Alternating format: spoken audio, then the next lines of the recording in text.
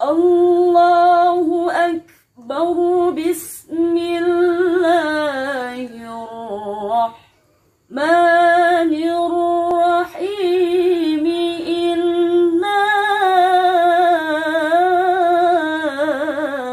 a'tainakal kautsar.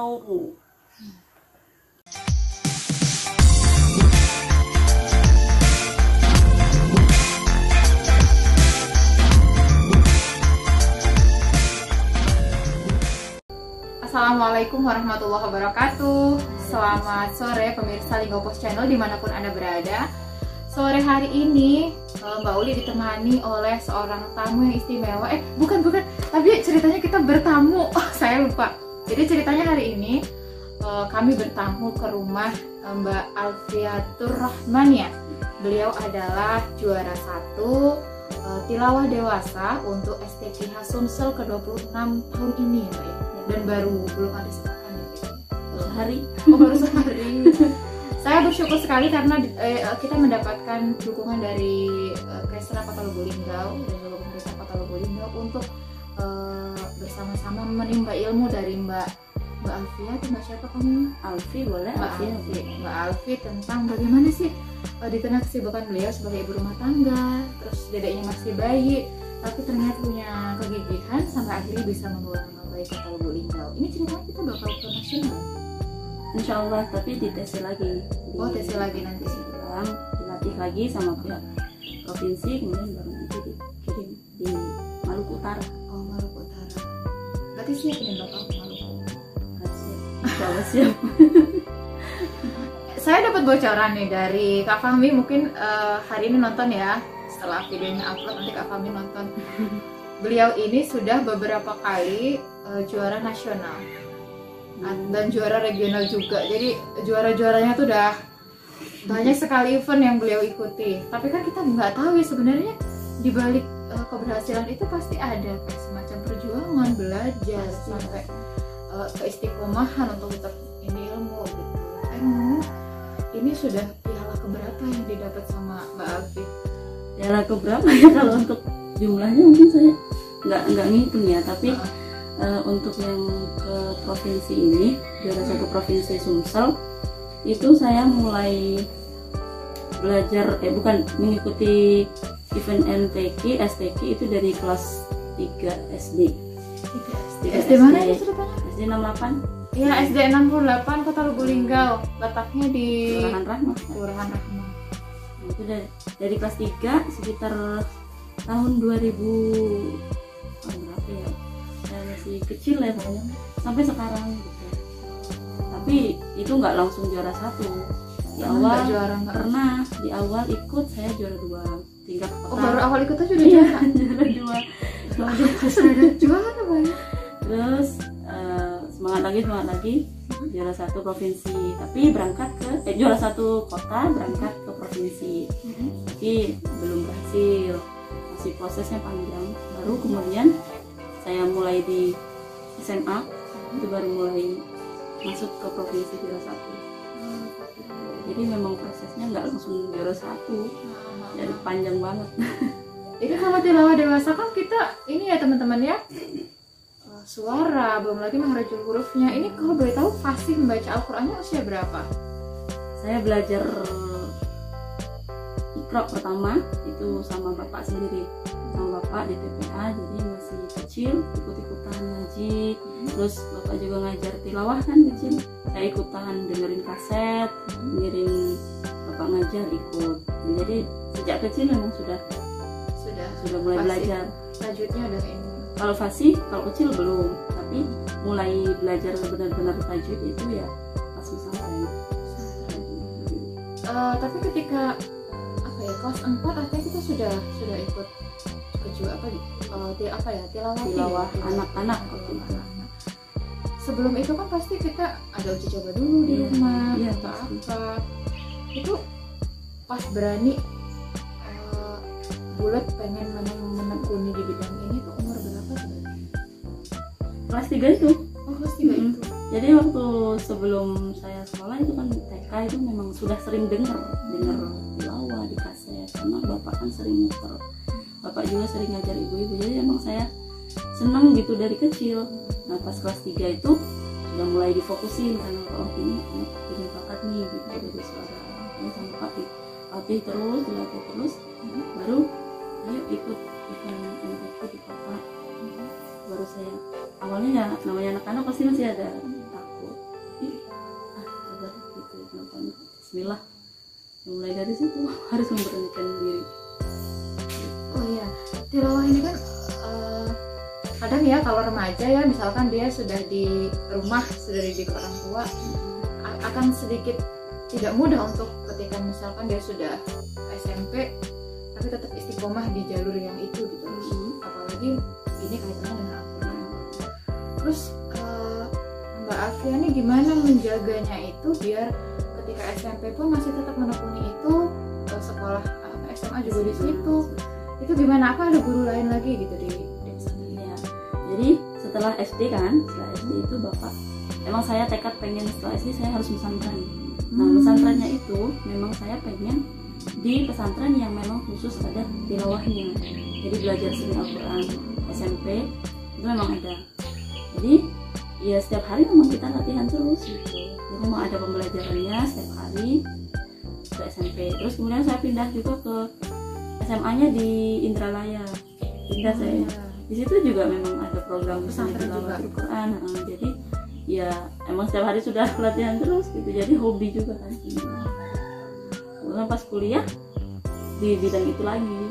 Kalau boleh tahu pesantren di mana? Waktu di Bogor? Di Bogor, di Riyadul Muta'alimin, daerah Caringin, Bogor. Di Ciawi. Indralaya ini dimana? Kalau Indralaya di Al-Itifaqiyah. Oh yang di pinggir jalan. Iya, di situ. Terus kalau kuliahnya di Institut Ilmu Al-Quran Jakarta. Berarti benar ya, ketika sejak kecil memang diperdengarkan lantunan Al-Quran itu kayak sudah di ini pola pendidikannya ayahnya Mbak Alfia ini penting jadi contoh kita ya, bapak-bapak ibu-ibu yang masih muda. biar jangan apa isinya, maaf ini HP-nya yang isinya masih aneh-aneh, bisa diadopsi ilmunya bapaknya Mbak Alfia. Kita isi dengan lantunan Al-Quran, jadi biar anaknya juga termotivasi untuk belajar Al-Quran. Selain tilawah, Mbak Alfia tertarik di bidang apa lagi? Apa juga ke tahfiz gitu atau ke kaligrafi? Tahfiz itu saya mulai tahfiz itu awalnya nggak, pertama belum pengen banget, cuman karena temen tuh ngafal, kayaknya ngafal enak nih gitu. Dan akhirnya saya ikut setoran juz 30. Nah, pas di pesantren di SMA baru saya melanjutin gitu. Di SMA Mbak, sebenarnya kan kalau nggak mudah ya untuk mempelajari Al-Quran gitu ya. Apa nikmat yang paling Mbak rasain ketika mungkin sehari itu sampai berapa jam gitu? Bisa dibilang ya emang sehari-hari kan ada anak-anak ngaji kadang-kadang kan, jadi emang ya setiap hari kita Mbak ngajar TPA, ngajar TPA, saya juga ngajar di sekolah kan, kadang ada sering ngajinya gitu. Ngajar di mana? Di sekolahan. Di sini? Enggak, saya tinggalnya di Bekasi. Oh, di Bekasi. Jadi di sana juga ini, di sana ngajar gitu. Jadi ya memang di Al-Quran dan ternyata bersama Al-Quran itu luar biasa nikmatnya. Jangan lupa biasa dimudahkan didengar. Kita kan kemarin ngelihat ya Mbak Alfi waktu di foto itu, kita yang di-share sama teman-teman di Pesra. Mbak Alfi pegang bilik bayi. Terus tadi waktu kita masih belum opening, saya masih baru duduk-duduk, dia cerita bahwa pernah juga ikut musabakoh dan ternyata masih dalam kondisi hamil 7 bulan, Masya Allah. Nah itu gimana Mbak? Apa juga ada sebenarnya pendidikan yang Mbak tanamkan pada si dedeknya waktu masih di dalam masa kehamilan biar nular gitu loh ilmunya? Waktu saya hamil itu ya saya sama suami itu memang suami itu sering ngaji juga, ngaji tilawah itu pun terus. Kadang saya juga ngaji tilawah meskipun kondisi lagi hamil. Cuman kan karena udah hobi, ya udah refleks gitu. Mudah-mudahan dengan harapan sih, mudah-mudahan dia bisa jadi penerus. Oh, jadi orang mereka juga pengennya kita ada generasi ya pastinya yang lebih baik yang lebih penting. Oke. Sebenarnya tipsnya Mbak biar kita jadi orang sukses dan orang yang jadi yang berpegang teguh pada Al-Quran dan kehidupan itu apa sih? Mulai dari sholatnya, mulai dari menjaga wudhunya gitu gimana? Ya, pasti ya wudhu itu harus selalu dijaga terus ya, karena kan menjalankan itu kan luar biasa. Terus juga hidup bersama Al-Quran itu luar biasa mudah. Banyak sekali yang maksudnya yang saya rasakan gitu setelah luar biasa nikmatnya itu nggak bisa diterapkan dengan kata-kata, terus kita juga tenang gitu. Oke, jadi teman-teman kita istirahat dulu sebentar ya untuk sesi kali ini. Nanti kita mau tanya-tanya lagi sama Mbak Alfi tentang bagaimana beliau menjaga kesehatan, menjaga suara, sama mungkin kita mau tahu juga biar bisa tetap bening gitu suaranya gimana. Itu dulu ya.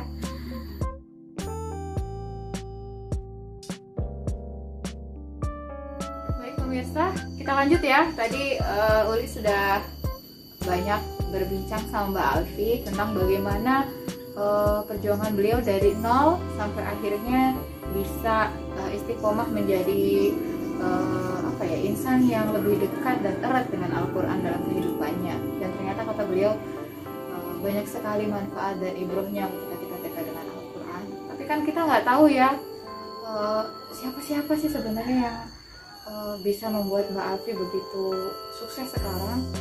Kita nanti akan hadirkan beliau. Ini mereka sudah duduk tapi share ke saya dulu ya. Jadi kita mau tanya dulu sama Mbak Alfi tadi kaitannya menjaga kesehatannya dulu Mbak.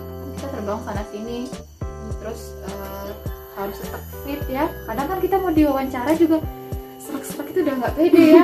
Nah itu gimana jaga kesehatannya dulu Mbak gitu.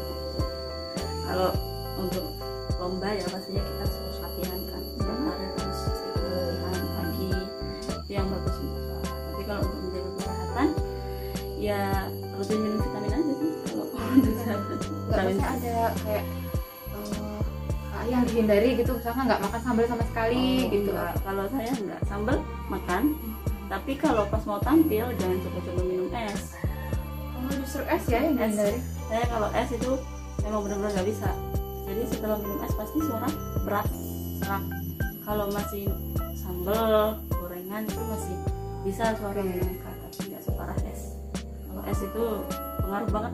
Tapi nggak sampai harus mandi hangat gitu. Enggak. Sebelum ini enggak ya. Enggak. Oh. Tapi kalau misalkan ketika mau tampil itu ada memang puasa dulu atau apa dulu makannya? Enggak makan dulu sebelum tampil. Berapa jam biasanya? Misal biasa kita makan sore jam habis asar ya. Itu sampai tampil malam ya itu nggak makan. Ada pengalaman unik nggak Mbak selama tampil di sana sini ikut musabaqah di sana sini gitu? Pernah paling mungkin yang paling di luar dari yang diprediksiin gitu? Pernah waktu di Kabupaten Muratara, provinsi juga. Itu pertama kali itu saya ikut lomba pas saya sakit sampai diinfus gitu. Jadi dalam kondisi masih diinfus? Iya, tampil ikut lomba final waktu itu. Jadi pas penyisiannya itu emang sudah agak ini badan udah gak enak gitu. Tapi bismillah maksain. Ternyata takdirkan masuk final. Pas mau final itu drop. Jadi masih sempat keluar bagus. Ya, Allah alam ya bagusnya enggak, tapi sama Allah dikasih juara 1. Tapi itu pas diinfus aja juara 1. Diinfus, begitu tampil baru dibuka itu infusnya. Saksinya ada Pak Fahmi juga sama. Pak Fahmi biasa semua kan official. Ya itu menyaksikan Bapak Ibu ada di sana. Ini ada cita-cita nggak Mbak Alfi menularkan ilmunya memang untuk anak-anak Lubu Linggau gitu? Ada, saya pengen ya namanya kita menyalurkan ilmu pasti pengen punya rumah hafid sendiri, karena saya pengen punya pembinaan untuk tilawah gitu buat anak-anak Lubu Linggau supaya Lubu Linggau ini punya penerus gitu. Karena kan ya yang tua pasti kan nggak mungkin terus-terus ikut lomba. Ini bisa jadi ini Pak Nanan kalau dengar. Ini Pak Wali, ini Mbak Alfi ini punya cita-cita untuk punya rumah tahfiz, dan di Rahma kebetulan emang belum ya? Belum ada. Nah, sangat strategis karena beliau juga sangat bersebelahan dengan musola. Jadi bisa saja nanti musolanya di rumah tahfiz. Jadi dari Rahma memang ada ciri khasnya kampung tilawah dengan sekali. Iya, semoga Allah wujudkan ya. Kecil lah bagi Allah itu sampai gitu. Tapi sekarang kita berdoa saja untuk Mbak Alfi, semoga nanti di Maluku ya. Ya, Di Maluku bisa membawa nama baik Sumsel dan Kota Lubuk Linggau. Targetnya berapa? Satu. Udah pernah juga? Kalau nasional satu belum. Dua. Paling berat biasanya ketemu sama siapa? Ya, gak bisa diprediksi kan karena semuanya bagus. Jadi tergantung nasib. Oh, iya. Semuanya ya. Allah minta tolong mudahkan. Oke. Kita sudah tahu ya tips-tipsnya bagaimana beliau bisa berjalan sampai ke titik ini. Tapi kita mau tahu juga gimana dukungan suami. Kan kalau lomba, apalagi waktu hamil, waktu diimpus juga. Terus kemarin ada bawa dedek bayi. Itu kan gimana, apa suaminya dulu yang handle gitu. Ini ada Mas Hamid ya. Mas Ahmad Hamid. Beliau adalah suami dari Mbak Alfi yang official pribadi gitu. Mas Hamid ini siaga, beliau siaga nih. Gimana ceritanya Mas Hamid selama ini mendampingi Mbak Alfi gitu? Ya alhamdulillah semuanya itu butuh rasanya butuh perjuangan gitu kan, baik dari tenaga pun juga kan karena kalau bayi masih umur 6 bulan itu kan memang lagi ribet-ribetnya begitu. Jadi harus terus ya. Nah iya. Nah terus pas begitu istri tampil, jadi bayinya saya yang megang, anak saya yang megang. Sudah tampil, baru dipegang ini. Kesehariannya kalau uminya tampil, dedeknya anteng gitu nggak? Alhamdulillah semenjak pas mau berangkat dari sini ke Oku Timur itu kan perjalanannya luar biasa jauh dan jalannya juga lika-liku, dan alhamdulillah anak anteng gitu. Dari pas mau berangkat sampai nyampe tidur, pas nyampe bangun gitu. Nah pas pulangnya ke sini juga sama, pas mau berangkat tidur, di jalan tuh tidur, sampai ke sini baru bangun gitu. Pas uminya tampil juga kan, uminya tampil anak dipegang saya. Nah, jadi saya nggak ke arena MTQ karena kan jaga anak gitu kan. Dipegang saya dari kapan berangkat? Habis maghrib sampai malam, perkiraan pukul 12 malam. Itu tidur dari habis maghrib tidur sampai malam, sampai subuh baru bangun. Gitu.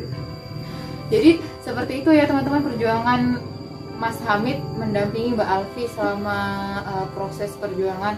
Dedeknya masih bayi dan alhamdulillah Allah kasih kemudahan juara 1 tingkat Provinsi Sumatera Selatan, dan kita doakan bersama warga Kota Lubuk Linggau khususnya, semoga Mbak Alfi yang akan berjuang di tingkat nasional nanti bisa juara 1 lagi sebagaimana doa beliau ya.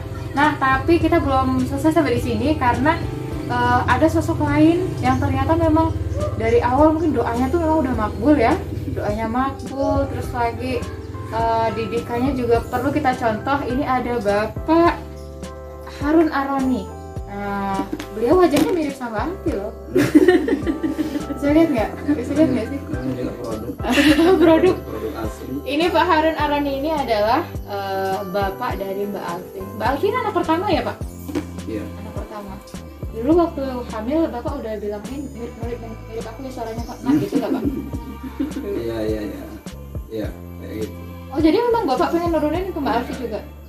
Iya, intinya kan setiap orang tua tentu ingin punya anak yang soleha gitu ya kan, itu dan untuk mempunyai anak yang soleha memang bukan satu hal yang mudah, karena artinya perlu perjuangan, ikhtiar yang maksimal sebetulnya. Paling tidak memang konsep dari awal memang saya sudah punya seperti itu, inginlah anak saya itu harus lebih dari saya kan. Kalau dari pendidikan mohon maaf Mbak, saya paling-paling cuma SD saja, makanya saya punya prinsip anak saya harus lebih baik daripada saya dalam segala hal. Itu tadi kan Mbak Alfi sempat cerita Pak bahwa ketika masih bayi masih kecil ya, masih seukuran anak-anak yang biasanya main-main gitu, Bapak sering memperdengarkan tilawah-tilawah Quran? Sering sekali. Bahkan memang dari kecil, dari TK itu memang sering bersepeda ya, dari sini ke pesantren Al-Furqan itu. Kan waktu itu saya juga mengajar di pesantren Al-Furqan itu kan di Tapajumak. Jadi bersepeda itu sama si Alfi itu setiap hari gitu kan. Kemudian di sana juga belajar seni baca Al-Quran. Memang modal awal dari kita gitu kan. Kemudian kita lanjutkan pendidikan SMP di Bogor tadi kan, kemudian Alia di pesantren Al-Fatihah Jalan Raya, kemudian lanjut kuliah S1 di bawah asuhan langsung Ibu Haja Maria Ulfa MA gitu kan. Itu memang beliau adalah Qori internasional, kemudian sekarang masih dalam proses penyelesaian S2-nya nih ini seperti itu. Nah, terlepas dari doa kami berdua sebagai orang tua, tentu saja pemerintah memang sudah peduli. Bapak Nanan sudah juga memberikan berkontribusi lah ya, memberikan bantuan untuk beliau pendidikan. Waktu itu saya menghadap dengan Ibu Parolin 4 mata sudah kemudian diberikan kita. Memang banyak sekali kan pemerintah yang sudah peduli seperti itu kan. Ke depan memang kami sebagai orang tua tentu saja berharap kepada pemerintah, dalam hal ini Bapak Nanan, lebih peduli kepada orang-orang yang punya prestasi seperti anak-anak kami ini seperti itu kan. Oke, Pak, mungkin ada semacam kebiasaan yang Bapak ini selain mendengarkan melantunkan, ada doa khusus nggak Pak?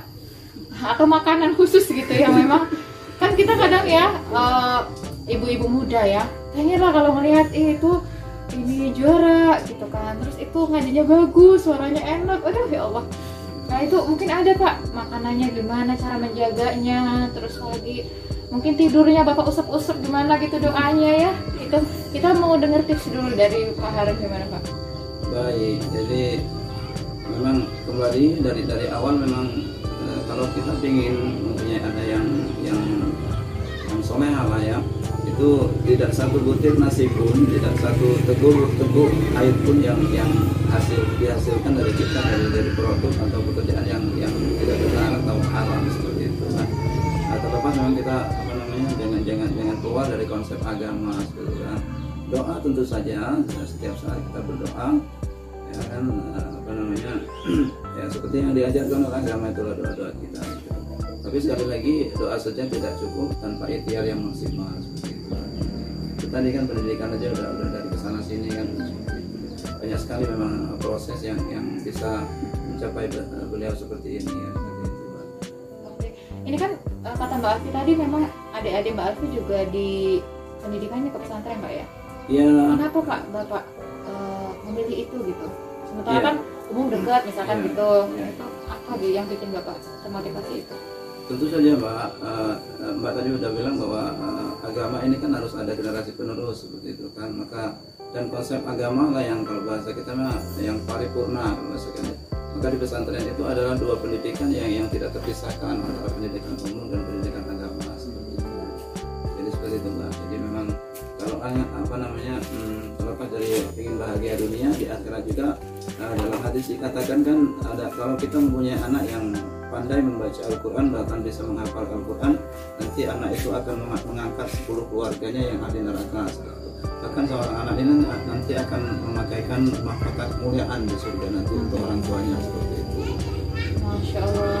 Nanti kita akan foto bareng ya teman-teman. Tapi sebelum kita foto bareng dengan Mbak Alfi, suami, bapak dan ibu, kita akan dengar dulu bagaimana suara emasnya Mbak Alfi.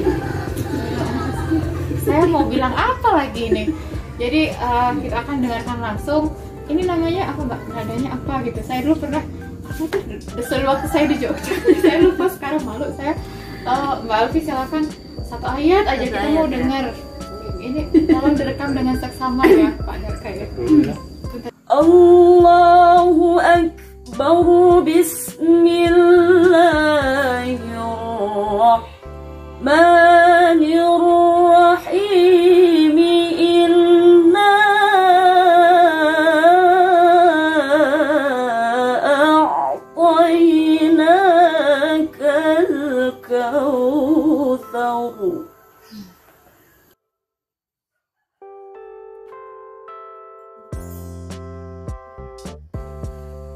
فصل لربك وانحر إن شانئك هو الأبتر صدق الله العظيم. Baik pemirsa, terima kasih sudah berkenan menyimak video kami kali ini bersama Mbak Alfi dan keluarga. Semoga apa yang sudah kita bincangkan bersama Pak Harun, Mas Hamid, Ibu dan Mbak Alfi bisa memberikan ilmu ataupun suplemen supaya kita bisa lebih fight menghadapi hidup. Dan semoga apa yang sudah disampaikan Mbak Alfi tadi bisa menjadi referensi bagi kita semua yang ingin menekuni dan makin dekat dengan Allah dengan perantara belajar Al-Quran. Semoga apa yang kita bincangkan ini bisa bermanfaat bagi pemirsa semua. Sekian, selamat sore. Assalamualaikum warahmatullahi wabarakatuh.